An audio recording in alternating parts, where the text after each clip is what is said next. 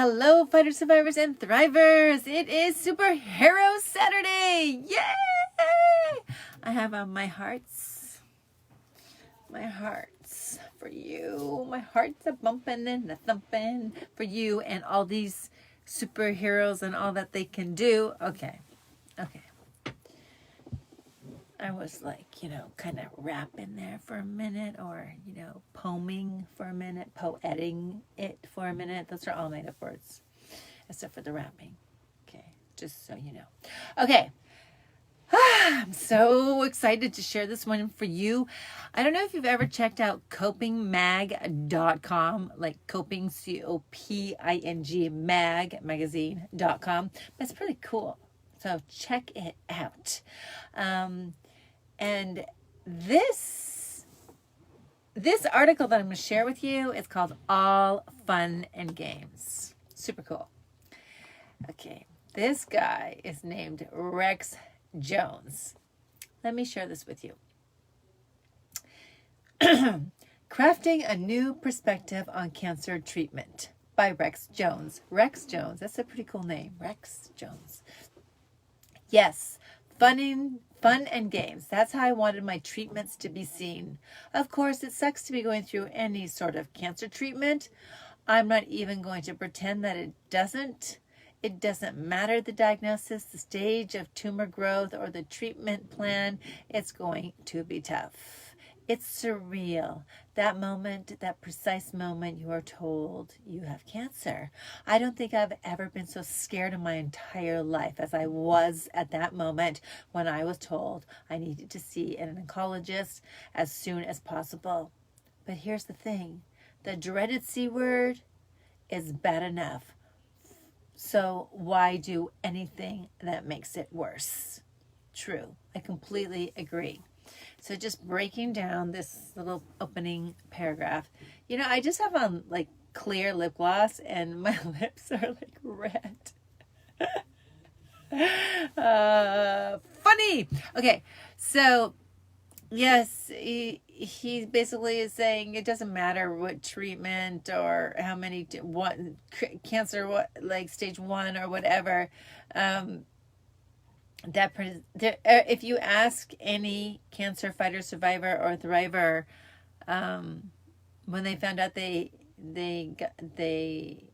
had cancer, they'll tell you where they were, what they were wearing, who they were with, what time it was to the second. Okay, I'm exaggerating, but it's a profound moment in one's life when you hear those words. You have cancer. Or in this case, you need to see an oncologist. Yeah, it's tough. He says, I don't think I've ever been so scared in my life. And it was the same with me. And I'm sure it's the same with all of us. I've never been more,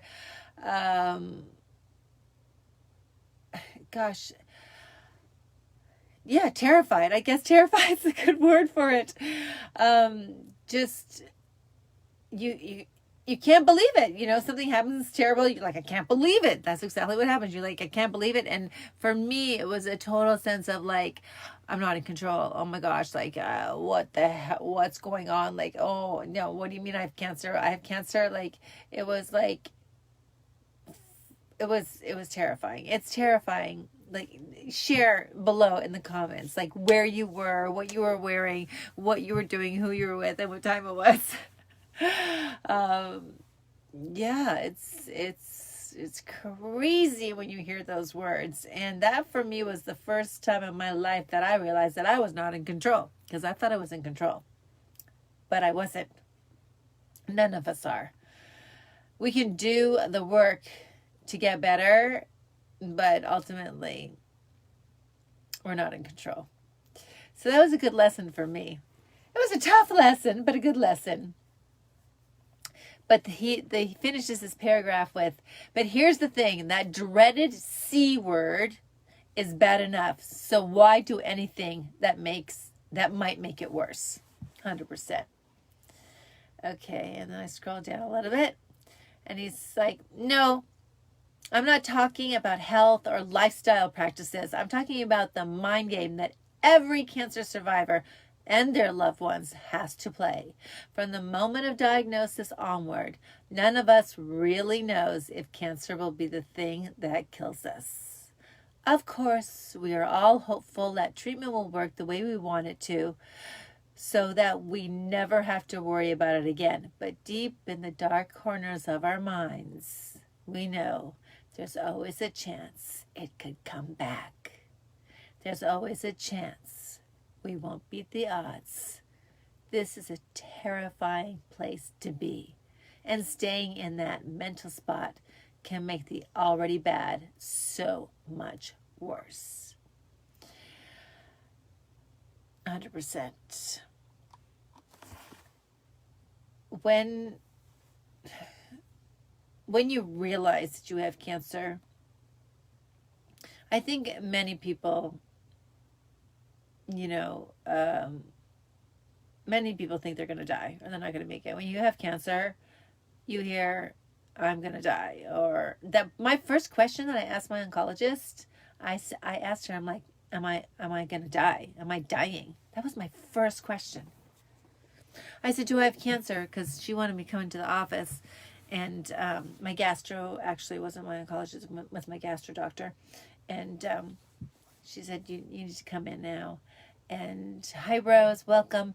And I said, right now. And she said, yes. And I'm like, do I have cancer? She's like, just come in and let's talk. And I'm like, I said to her, am I dying? That's my first thought. Like, am I dying? And I think that's pretty common. It's pretty common. Rose, what did you hear? What did you hear when you were first diagnosed? Like, you heard the words, if you're a fighter, survivor, thriver, I'm not really sure. But if you did hear that, like, where were you? What are the words that you heard behind you have cancer? Because for me, it was like, am I dying? It was a question. She said no. Thank God. Clearly. But again, he says, but deep in the dark corners of our minds, we know there's always a chance it could come back. There's always a chance we won't beat the odds. So I'm clear right now. I'm out almost 8 years. My anniversary is coming up in February. Yay. But I don't think about it coming back. It's gone. I consider myself cured. I don't entertain that thought at all. In the beginning, when I was first finished, when we're not going to the hospital every single day and getting hooked up with our chemos and taking all those pills. In the beginning, I did have moments when I'm like, is it going to come back? Plus, I had those spots on my lungs. It was called sarcoidosis, I think. It wasn't cancer, but we thought it was cancer. Everybody thought it was cancer. People were pretending like they weren't thinking that, but they were, and so was I. I was like, oh my gosh, it moved to my lungs, it spread. Woo! But it didn't. It was like little scar tissues on my lungs. I don't know why. But that was terrifying because I thought that it had come back. And then anything that happens, you just have that little thought. Or also when I would hear that somebody didn't make it, I'd be like, oh, especially with like my particular cancer, which was colon cancer. And I heard somebody like my age that, did not, that passed. I don't want to say I don't want to say they lose the fight, because they didn't lose the fight. The fight isn't fair. It's not a fair fight. So I don't think they don't lose it. It just happens, sometimes just happens. Just don't make it. So, I don't allow those thoughts to, if I would stop those thoughts of like, oh my gosh, this is going to come back, is it back? And I just stopped, like immediately I'd stop the thought. And this is thought stopping, which is something that I teach. And when I'm doing webinars and, group meetings, is like to stop the thought. Okay. And then to support the thought with what you've done, surgery, chemotherapy, radiation, taking care of yourself. So that's the support. And then I just I basically say, okay, so you've done all these things and it's not coming back. And just like, that's my statement. It's never coming back. And it's never coming back. And I stick with that. And I believe that. I really do. and I live it every day. I don't have those thoughts anymore. It does get easier, and the thoughts do go away, those scary thoughts. So if any of you are going through that right now, and I did coach one woman who was having a terrible time when she was, in the morning when she was trying to go to sleep. That's all she was focusing on, is coming back. Is like when we finished treatment, when we finished treatment, we're suffering from PTSD. It may not be diagnosed like that, but that's what it is when you're finished cancer, especially if it's like a year and a half long or longer, or even 6 months. It's like, whoa, that was an intense experience. And then you're just supposed to go back to your life. Well, it's not that easy. Not always. Okay, moving on to the next paragraph of Mr. Rex Jones. He says, I had a thought early on, before my cancer was even staged, that helped me get through treatment. I realized I truly was powerless to change my new reality. I had cancer. There was no way around it. So why make things worse? From that point on, I was determined to find every possible way to turn this crazy ride into something positive. Enter the chemo costumes. I love it. I love it. I decided several weeks before I even began my chemotherapy that I was going to dress up as some character or another for each chemo appointment. I thought it would be a hilarious way to inject some positivity into my cancer journey. The costumes totally worked in that regard, but over time they became something more than just an entertaining pick-me-up for my personal cancer journey. I love, love, love this. I wish I thought of that. I wore the same clothes for my chemo treatments through the whole 8 months. I always wore the same clothes, and then they were done. I did this whole Burning Man, my own little mini Burning Man with my chemo clothes, and I thanked them, I blessed them, and then I sent them on their way and goodbye forever. But yeah, I just wanted to wear the same one all the time. But when he's talking about having fun, trying to have fun or trying to make light of it, I did that in the sense of talking to everybody and sharing funny stories or watching a funny movie or just talking, but this is superhero awesome. I love this idea. So let's see what he goes on. And he also says here, I had a new reality. There was no way around it. And he says, wait, I had cancer. Oh, no. He was saying, oh yeah, I realized I truly was powerless to change my new reality. So that was a big one for me too, because I felt like I could change anything or fix anything. And I pretty much did throughout my life up until that point. And I was like, oh, this is an inside job. Okay. Literally and figuratively, this is an inside job, because I can't make this cancer go away. Whatever, change the sheets or, change friends or change locations. That's not going to happen. This is serious. And you got to figure it out, whether you're doing integrative, alternative medicine or traditional medicine, whatever it is.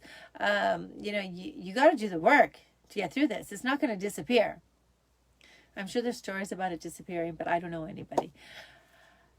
So I get that I was powerless, and I didn't like that at all. I did not like feeling powerless. That's why I fought in the beginning, and then I hit a bump, and that's why I ended up in the hospital, super sick, almost near death. And then I embraced it when I realized that I needed help, that I wasn't going to be able to fix this all by myself with my thoughts. Okay, continuing on. The chemo costumes came to be something that my caregivers and fellow cancer survivors looked forward to. All of them knew that on my chemo days, some weirdo would be showing up in a silly outfit. What started out as just a little thing I did to help myself stay positive during cancer treatment morphed into something that spread positivity to so many people, to so many more people.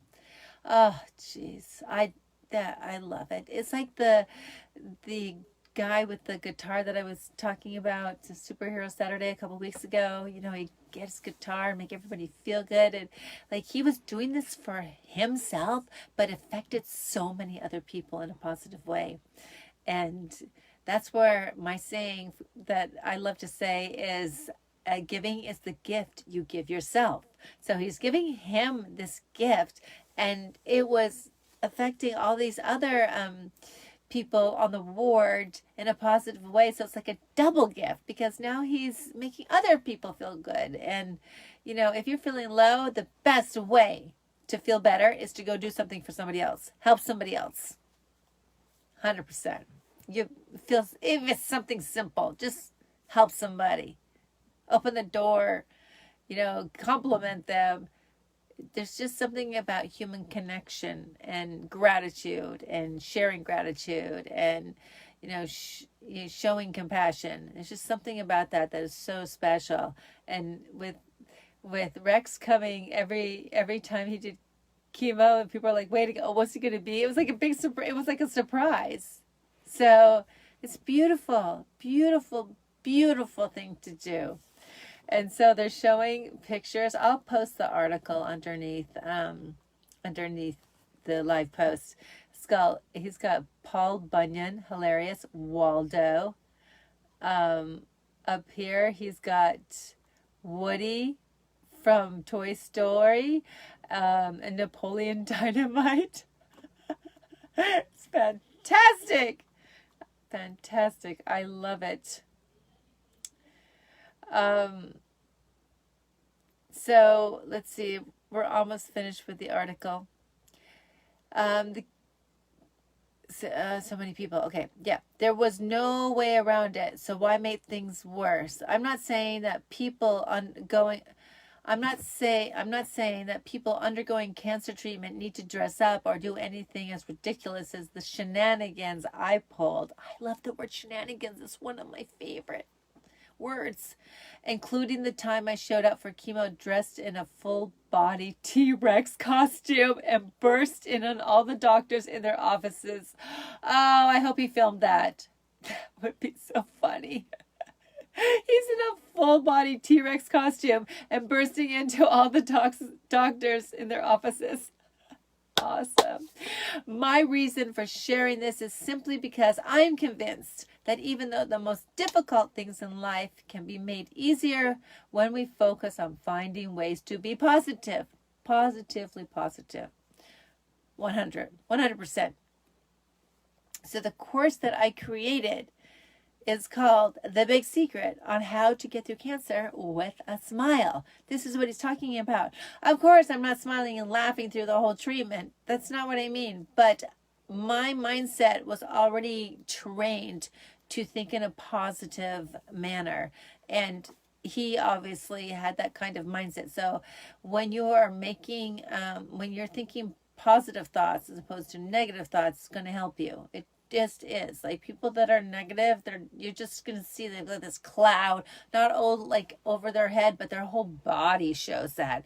And when you're positive, it just helps you get through the rough spots. So even the moments when you're low, like you find a way. There's always a way to think of something positive, because negativity it's toxic, literally. Negative, when you feel negative, when you have people that are negative around you, it's not good for your health. I mean, it's 100% not good. Okay, so where is it here? I